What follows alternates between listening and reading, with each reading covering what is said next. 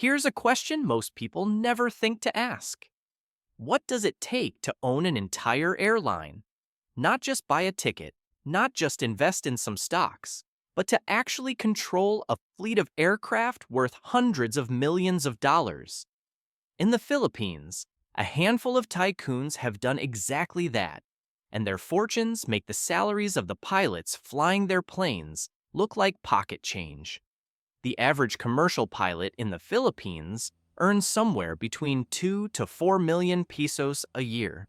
A senior captain on international routes might push that closer to 8 million. Sounds impressive, right? Now, consider this. The man who owns Philippine Airlines, the nation's flag carrier, has a net worth exceeding $3 billion. That's not a typo. $3 billion. He could pay a pilot's entire career salary every single hour and barely notice the dent in his fortune. But the story of Filipino airline wealth goes far beyond one billionaire and his historic airline. This is a tale of families who transformed humble beginnings into aviation empires, of shipping magnates who bet everything on the skies, and of heirs now being groomed to pilot businesses worth more than some small nation's entire economies. From the budget carrier that democratized air travel for ordinary Filipinos to the mega airport projects that will reshape Manila itself, these aviation tycoons are quietly building legacies that will outlast us all. Today, we're counting down the 10 richest Filipino airline owners and aviation magnates, revealing the staggering fortunes behind your flights. We'll go inside the boardrooms where billion-peso decisions are made over morning coffee, peek into the lives of heirs studying at Stanford and Central St. Martin's, and uncover the surprising origin stories of men who went from repairing cars to commanding entire transportation networks. Some names you'll recognize instantly. Others operate in the shadows, their wealth hidden behind holding companies and family trusts. Stick around until the end, because the number one spot belongs to a dynasty so powerful, their business decisions affect the daily lives of millions of Filipinos, whether they realize it or not. Let's begin. Kicking off our list at number 10 is a family whose name you might not immediately associate with aviation, but whose influence touches every passenger flying through one of the Philippines' fastest-growing airports. The Gotianen family. If you've ever flown through Clark International Airport, you've helped pad their fortune. The Gotianens control Philinvest Development Corporation, a conglomerate with interests spanning banking, real estate, sugar, and power. Their net worth sits around $850 million. But here's what most travelers don't know. Philinvest holds a 42.5% stake in Lipad Corporation, the consortium operating Clark International Airport under a 25-year concession.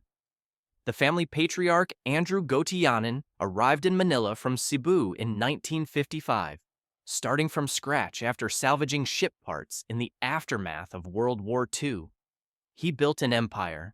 His daughter, Lourdes Josephine Gotianen Yap, now leads the charge, steering the company to record profits exceeding 9.5 billion pesos in just the first 9 months of 2024. Clark Airport itself has been racking up accolades, winning the Roots Asia Marketing Award in 2024 and earning recognition from Prix Versailles. The Gotianens proved something important. You don't need to own an airline to profit massively from aviation. Sometimes owning the ground beneath the planes is even better.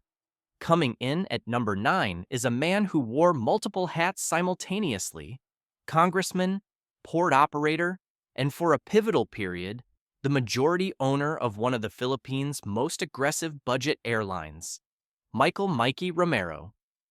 Through his family's F&S holdings, Romero systematically acquired stakes in AirAsia Philippines, building his ownership from 15.7% to a commanding 60% by October 2019. At his peak, he was declared the richest congressman in the House of Representatives, with a net worth exceeding 7 billion pesos. Forbes pegged his wealth at around $135 million. Romero's playbook was classic consolidation. He bought out original investors Marian Hontiveros, Alfredo Yao, and Antonio Cojuanco one by one. Under his watch, the airline finally turned profitable. Then came the surprise move. In June 2023, Romero sold his entire 60% stake to refocus on his port and power businesses. He rode the airline to profitability and cashed out at the right moment, a businessman who knew exactly when to land the plane. At number 8, we meet a name that carries serious weight in Philippine history, Antonio Tonyboy Cojuanco Jr. The Cojuanco clan is one of the most powerful dynasties in the country, with deep roots in sugar plantations, telecommunications, and yes, politics. When AirAsia needed Filipino partners to launch in the Philippines back in 2010, Cojuanco was among the original investors alongside Romero and television executive Marian Hontiveros. He held roughly 15% through his company TNR Holdings. His family's influence extends far beyond aviation. Connections to PLDT's founding, ties to the presidential palace through relatives including former President Corazon Aquino, stakes in the luxurious Okada Manila Casino Resort. Cojuanco eventually sold his AirAsia shares to Romero in 2019, exiting the airline game while pocketing his returns. For him, aviation was just one chapter in a much larger story of dynastic wealth and political power. But the families coming up next didn't just dip their toes into aviation. They dove in headfirst and built empires in the sky. At number 7 is a man whose name might not dominate headlines yet, but whose fingerprints will soon be all over Philippine aviation, John Paul Ang. If that surname sounds familiar, it should.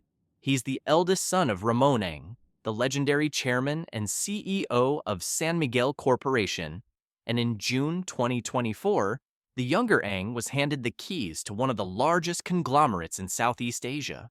He was appointed vice chairman, president, and chief operating officer of San Miguel Corporation. This wasn't a ceremonial title. It was a clear signal that John Paul is the chosen successor to a business empire valued at $3.75 billion. But here's where it gets interesting for aviation. San Miguel isn't just beer and food anymore. Under Ramon Ang's vision, the company has become the dominant force in Philippine airport infrastructure. They're building the new Manila International Airport in Bulacan, a 735 billion peso mega project spanning 2,500 hectares with at least 4 runways. When completed, it could handle up to 100 million passengers annually. And that's not all. In September 2024, San Miguel's consortium took over operations of Ninoy Aquino International Airport itself. The nation's main gateway is now in SMC hands. John Paul studied at Ateneo de Manila University and cut his teeth as president and CEO of Eagle Cement before stepping into the top role. He sits on the boards of Petron and other key SMC subsidiaries. His father remains as CEO to guide the transition, but make no mistake, John Paul Ang is being groomed to control the airports that will define Philippine aviation for the next century. Moving to number 6, we find another heir whose journey to the top took the most unexpected detour imaginable. Lucio Hun Tan III.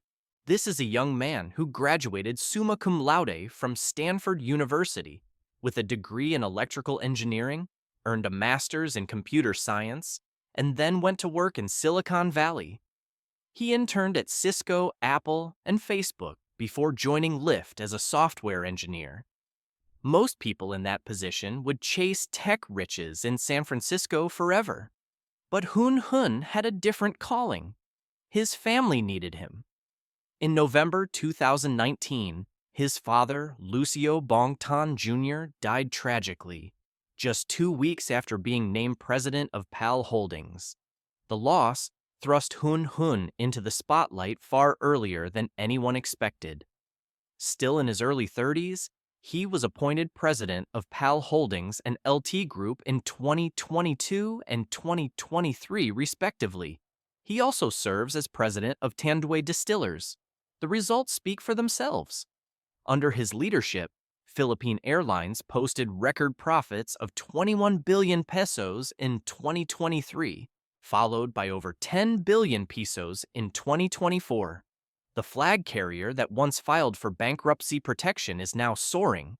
Hun Hun describes his management style as empowering people and leading by example. His grandfather, the 90-year-old billionaire Lucio Tan Sr., remains chairman, but the torch is clearly passing to the next generation, a coder who left Facebook to save an airline, and he's actually winning. But if you think these heirs are impressive, wait until you see the families who didn't just inherit aviation empires. They built them from nothing. Breaking into our top 5 is a family that fundamentally changed how Filipinos travel. The Gokongwei siblings. Here's a staggering statistic.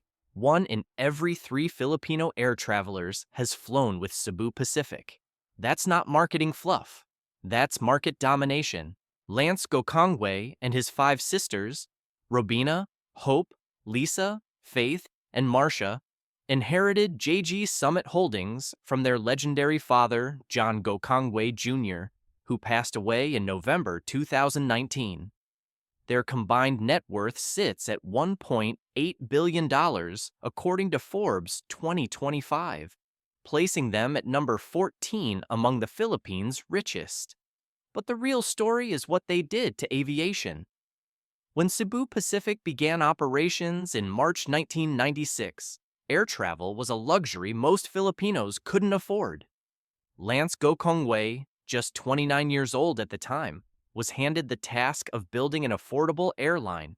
He delivered beyond anyone's expectations. By 2010, Cebu Pacific had overtaken Philippine Airlines to become the country's largest carrier by passenger volume. In December 2024, the airline celebrated flying its 250 millionth passenger. Let that number sink in. 250 million people. Lance himself is a fascinating figure. Born in Manila, educated at the University of Pennsylvania, where he earned a double degree in finance and applied science summa cum laude. He served as Cebu Pacific's president and CEO from the airline's inception until December 2022, when he stepped up to chairman.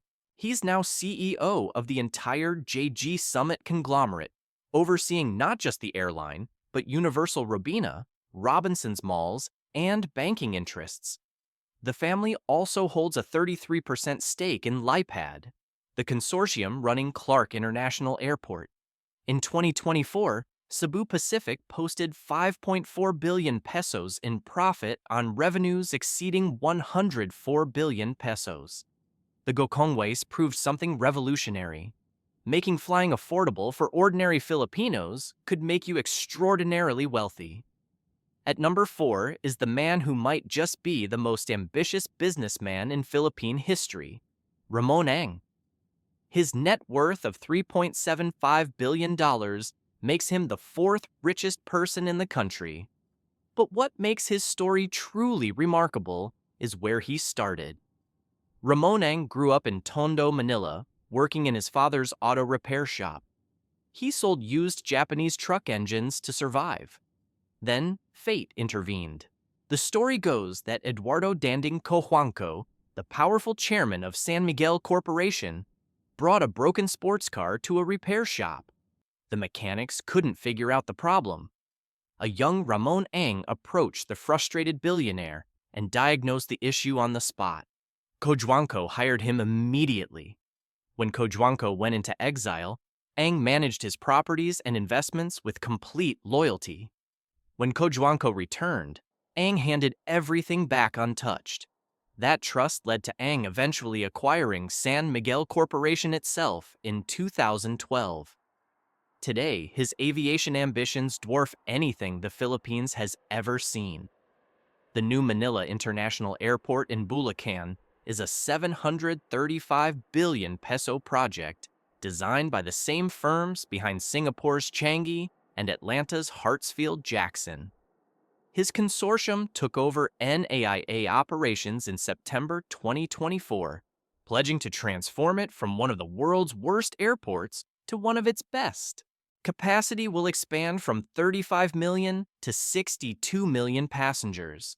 A mechanic who became a billionaire, now building airports that will serve generations. But the fortunes we've covered so far are just the beginning. The wealth waiting in our top three operates on an entirely different scale. Entering our top three is an empire you interact with every time you fly Philippine Airlines, even if you've never heard its name. Macro Asia Corporation. This is Lucio Tan's hidden aviation giant, and its reach is staggering. Every meal served on your PAL flight, Macro Asia catered it. They prepared 23.7 million meals in 2024 alone. Every bag checked, every plane guided to its gate. Macro Asia's ground handlers managed it across 30 airports nationwide. They handled over 189,000 flights last year. That aircraft getting maintenance at 3 in the morning? Probably being serviced by Lufthansa Technik Philippines, in which Macro Asia holds a 49% stake. Lucio Tan acquired Macro Asia in 1995 and transformed it into the Philippines' largest aviation support services company. In 2024, it posted record revenues of 9.44 billion pesos and net income of 1.37 billion pesos, representing a 28% profit increase. The company recently signed Air Canada and Air India as new clients. They're expanding commissary operations with Singapore's SATs to double meal production capacity by 2027. While passengers obsess over which airline to fly, Lucio Tan quietly profits from all of them. Our runner-up might surprise you because they don't actually own an airline. The Tsai siblings, Teresita, Elizabeth, Henry Jr., Hans, Herbert, and Harley. Forbes ranks them number 1 among the Philippines' 50 richest, with a combined net worth of $11.8 billion. Their SM Group controls the largest mall operator, the largest bank, and a sprawling retail empire. So why are they on this list? Because the CIS tried to build their own airport. They were part of the Manila International Airport Consortium that bid against Ramon Ang for the NAIA contract. That consortium included heavy hitters like Ayala, Aboitiz, Andrew Tan, and even Lucio Tan's Asia's emerging Dragon Corporation. They lost. But the attempt reveals something important about the scale of Tsai wealth. When you're worth nearly $12 billion, building an airport becomes just another business opportunity to consider. SM Investments posted 82.6 billion pesos in net income for 2024. Their third-generation heirs are now taking leadership roles, educated at institutions like Central St. Martin's in London. The CIS may not own an airline today, but never bet against a family with that much capital and ambition. And now, the number 1 spot, the richest airline owner in the Philippines. Lucio Tan. At 90 years old, this man's journey defies belief. He was born in Xiamen, China, and immigrated to Cebu as a child. His family was so poor he walked to school barefoot. His first job was as a stevedore, tying cargo with ropes made from abaca. While studying chemical engineering at Far Eastern University, he worked as a janitor at a tobacco factory, mopping floors to pay tuition. From those floors, he built Fortune Tobacco into a company controlling 75% of the Philippine cigarette market. He acquired Philippine Airlines in 1992 and became chairman in 1995. PAL is Asia's oldest operating commercial airline, founded in 1941. It was the first Asian carrier to cross the Pacific Ocean. His LT Group empire now spans banking through Philippine National Bank, liquor through Tandway and Asia Brewery, real estate through Eaton Properties, and aviation through PAL and Macro Asia. Forbes 2025 values his net worth at $3.2 billion. A barefoot boy who became the Sky King. That's the power of Philippine aviation wealth. From the gleaming terminals of Clark International Airport to the massive reclamation project rising from the waters of Bulacan, Filipino aviation wealth is being built and rebuilt before our eyes. We've traveled through the stories of 10 individuals and families whose combined fortunes stretch into the tens of billions of dollars. Names like Gotianen, Romero, and Cobuanco, who saw opportunity in budget airlines and airport operations. Heirs like John Paul Ang and Hun Hun Tan, who are being groomed at the finest universities to inherit empires their fathers and grandfathers spent lifetimes building. The Gokongways, who proved that making air travel affordable could also make you a billionaire. Ramon Ang, the mechanic who now builds airports the size of small cities. And towering above them all, the 90-year-old patriarch Lucio Tan, whose journey from barefoot poverty to owning the nation's flag carrier represents one of the most remarkable business stories in Philippine history. What makes these fortunes truly staggering is perspective. The next time you board a Philippine Airlines flight, remember that the crew's combined annual salaries probably amount to less than what the owner earns in interest on a single afternoon. When you grab a coffee before your Cebu Pacific departure, know that the Gokongwei family profits from the airport retail, the flight itself, and likely the mall you drove through to get there. This is wealth that compounds upon itself, generation after generation, creating dynasties that will shape Philippine aviation for decades to come. The question now is, who will dominate the skies in the next 50 years? Will the Tan dynasty maintain its grip on the flag carrier? Will Ramon Ang's airport gamble pay off and redefine Manila's gateway to the world? Or will a new player emerge from the shadows, just as these families once did, hungry and ready to build an empire of their own? Which of these aviation fortunes surprised you the most? Drop your thoughts in the comments below. And if you want to see more deep dives into the business empires that shape Filipino life, hit that subscribe button and turn on notifications. Because the wealth we just covered, that's only the beginning.